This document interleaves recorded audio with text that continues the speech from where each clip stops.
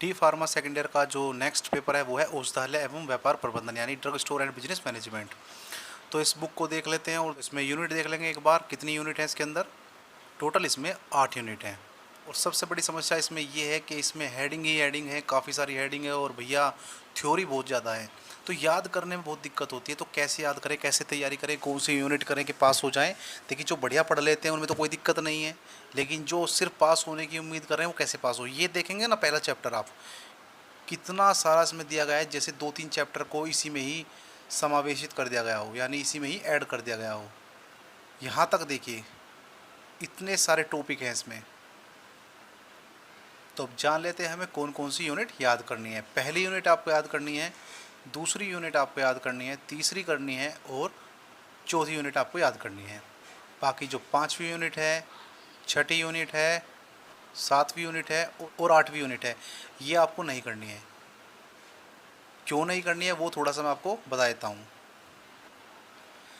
आप 2 हिस्सों में इस बुक को देखेंगे। जो पहला हिस्सा मोटा हिस्सा है ये शुरू की 4 यूनिट हैं और जो आखिर का है ये लास्ट की 4 यूनिट हैं। तो आप खुद समझ सकते हैं शुरू की कितनी मोटी बुक ये आपको दिखाई दे रही है, जो मैंने आगे पकड़ी हुई है।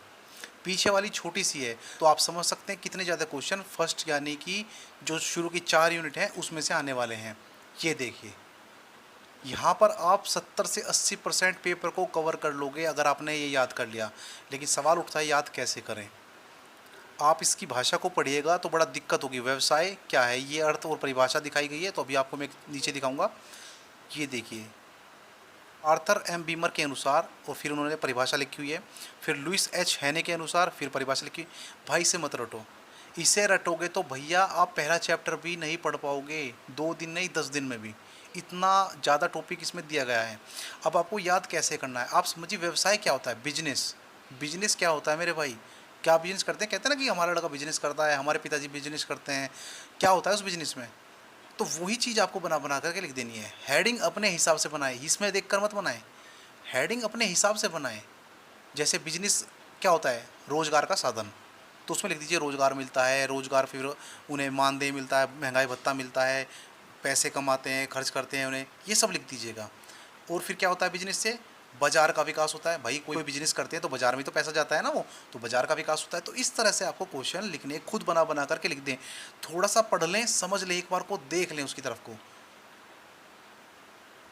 अब देखिए व्यवसाय के उद्देश्य क्या होने चाहिए। व्यवसाय के उद्देश्य भाई सामाजिक उद्देश्य, मानवीय उद्देश्य, राष्ट्रीय उद्देश्य, भाई ये सारी चीज़ें आपको लिखनी है।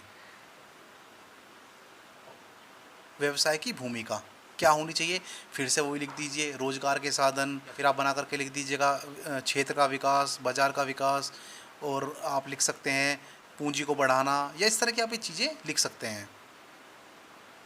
एक दो चीज़ें रट लीजिए, पूंजी को बढ़ाना, बाजार का विकास, यही मिलते जुलते आपको आगे मिलेंगे। फिर देखिए व्यवसाय के महत्व, फिर वही देखिए आप देखिए वस्तु का उत्पादन, भैया वस्तु का उत्पादन करते हैं ना व्यवसाय में। बाजार का सृजन, ये देखिए फिर से बाजार वाला वही टॉपिक आ गया। तो ये लास्ट में देखिएगा श्रमिक कल्याण यानी कि रोजगार वाला वही सिस्टम, घुमा फिरा के यही सब कुछ दिया हुआ है। आप एक बार पढ़ेंगे, रटने की कोशिश करेंगे, नहीं रट पाएंगे, बहुत लंबा चैप्टर है ये, लेकिन अगर समझने की कोशिश करेंगे तो जरूर कर पाएंगे। अब देखिए दूसरी हेडिंग है, दूसरा जो टॉपिक है उद्योग। उद्योग क्या होते हैं, इंडस्ट्री कहते हैं ना, फिल्म इंडस्ट्री, फिल्म उद्योग क्या होता है। तो ये सब चीज़ें इंडस्ट्री के अंदर आते हैं। क्या कुछ सामान बनते हैं, उत्पादन किया जाता है उद्योग में, इंडस्ट्री में उत्पादन किया जाता है, ये सब चीज़ें होती हैं। तो इसमें रटने की ज़रूरत नहीं है परिभाषा को, आपको सिर्फ और सिर्फ अपने आप से उसकी भाषा बनानी है, अपने आप से उसकी हेडिंग लिखनी है। भाई इतना मुश्किल पेपर होता है जो रिटन होता है ना, थ्योरेटिकल जो पेपर होता है, उसमें आप लिखते रहिए लिखते रहिए, सोचने का भी मौका नहीं मिलता है। आप क्या लिख रहे हैं वो भी नहीं पता चलता आपको, बस पेन चलता रहता है, पेन चलता रहता है, पेज भरने होते हैं आपको, क्योंकि एग्जामिनर को पेज भरे हुए दिखाई देने चाहिए, हेडिंग दिखाई देनी चाहिए। मेन एग्जामिनर खुश होता है हेडिंग से। तो हेडिंग डालें, चाहे बना करके खुद डाल दें, हेडिंग जरूर डालें। हेडिंग से ही आप पास होंगे, वो पेपर नहीं पड़ेगा। अगर आप एक पेज का पैराग्राफ लिखते हो, हेडिंग नहीं डालते हो, आपको नंबर नहीं मिलेंगे, इतने पास हो जाओगे। लेकिन अगर आप हेडिंग डाल के उसे थ्योरी को लिखते हो तो आपको भाई नंबर भी बहुत ज़्यादा मिलते हैं। अब देखिए प्रबंध आ गया। प्रबंध क्या होता है, मैनेजमेंट। मैनेजमेंट क्या होता है, किसी को मैनेज करना।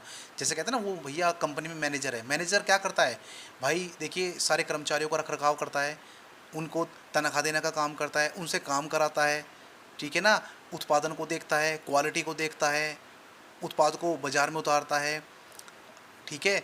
तो ये सारी चीज़ें आपको पता है, ये आपको अपनी भाषा में लिखनी है, यहाँ से मत रटिएगा। मैं ये कहना चाहता हूँ कि आप अगर ऐसा करेंगे तो आप ज़रूर पास हो जाएँगे। तो अगली वीडियो में जल्दी मुलाकात होगी, तब तक स्वस्थ रहें, मस्त रहें, तंदुरुस्त रहें। आपका दिन शुभ हो। नमस्कार, धन्यवाद।